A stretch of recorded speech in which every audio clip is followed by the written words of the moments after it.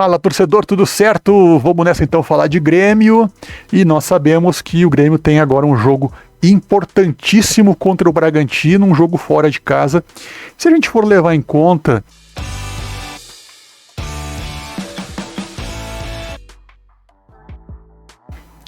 o fato de que o Grêmio no primeiro turno contra o Bragantino perdeu 2 pontos bem importantes, porque empatou em casa em 3-3, se é que vocês talvez lembrem.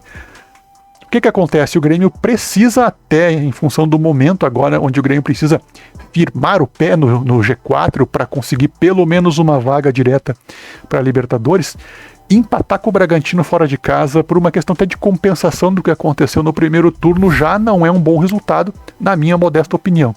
O Grêmio projeta nesses próximos 2 jogos, né, Bragantino e Corinthians, nesse mini campeonato paulista, o Grêmio projeta pelo menos 4 pontos, ou seja, pelo menos uma vitória e um empate. Talvez consiga, né, o Grêmio vem numa crescente, embora tenha alguns jogadores que não estarão em campo por questões de data FIFA, agora contra o Bragantino, e também por questão de lesão, enfim, mas o que importa é que o Grêmio precisa recuperar os pontos perdidos contra o Bragantino no primeiro turno. O Grêmio jogou, talvez vocês lembrem, foi no início de maio, no dia 7 de maio mais precisamente, uma partida que foi terrível do ponto de vista do desempenho. Foi tão ruim que no final da partida o Renato deu aquela entrevista que ficou muito marcada depois do jogo, onde o Renato falou sobre a necessidade do Grêmio de contratar. O Renato meio que escancarou a situação do Grêmio naquele período lá. Eu não vou lembrar exatamente as palavras do Renato, mas o Renato falou mais ou menos assim, que se não gastar, não dava para exigir títulos, classificação a Libertadores, enfim, não dava para exigir muita coisa desse grupo. Inclusive ele deixou bem claro, se não gastar, o Grêmio não vai longe, não iria longe. Falou que na metade do ano, na janela, né, que acabou passando, o Grêmio precisaria trazer 2 ou 3 reforços que pudessem chegar e jogar. E o Renato mais uma vez falou que o torcedor não pode ser iludido com promessas de títulos, de conquistas, se o Grêmio não tivesse reforços. Criou-se meio que um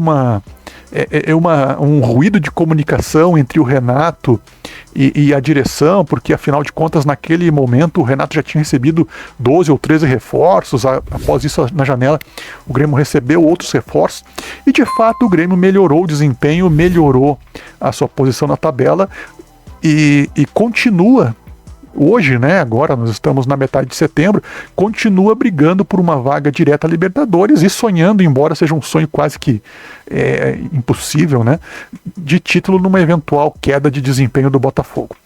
Bom, cenário do jogo do Bragantino no primeiro turno entendido, eu gostaria de falar sobre o que mudou no Grêmio para esse jogo agora do segundo turno contra o Bragantino, contra o Red Bull Bragantino lá em São Paulo.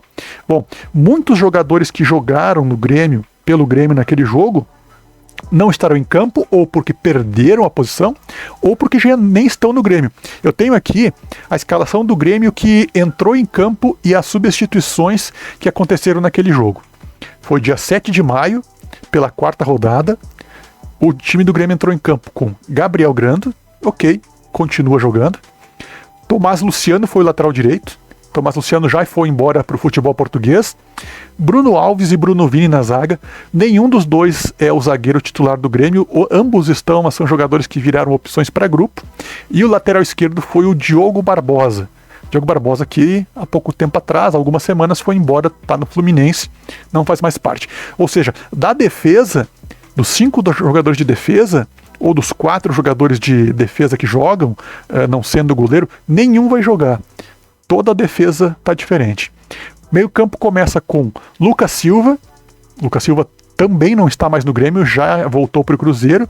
Mila, que também não tem mais oportunidade aqui no time do Grêmio, já não vai mais jogar, e Bitelo, que casualmente está indo embora agora para o futebol russo. Cristaldo, ok, jogou, e também o Vina, que já foi embora para o futebol árabe.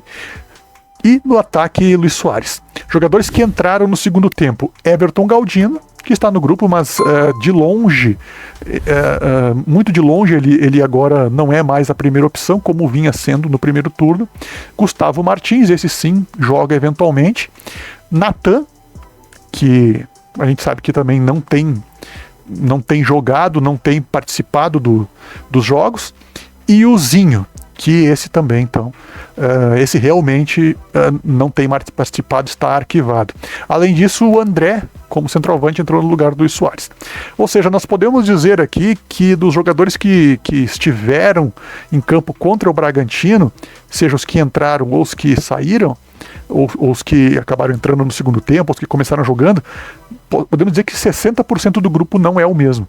Ou seja, o Grêmio, sim, tem sim uma grande diferença, e podemos dizer que o pedido do Renato foi atendido porque a fotografia do Grêmio mudou.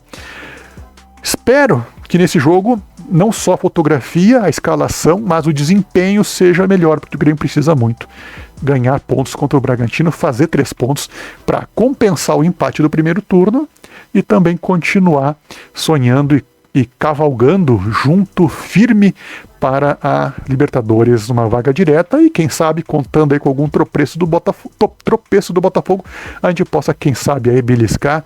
É difícil, mas, né, a gente não precisa ficar proibido de sonhar. Certo, gente? Esse era o vídeo de hoje. Eu espero que eu possa contar com o teu like, com a tua inscrição, mais uma vez, e a gente vai se falando nos próximos vídeos. Valeu! Fui!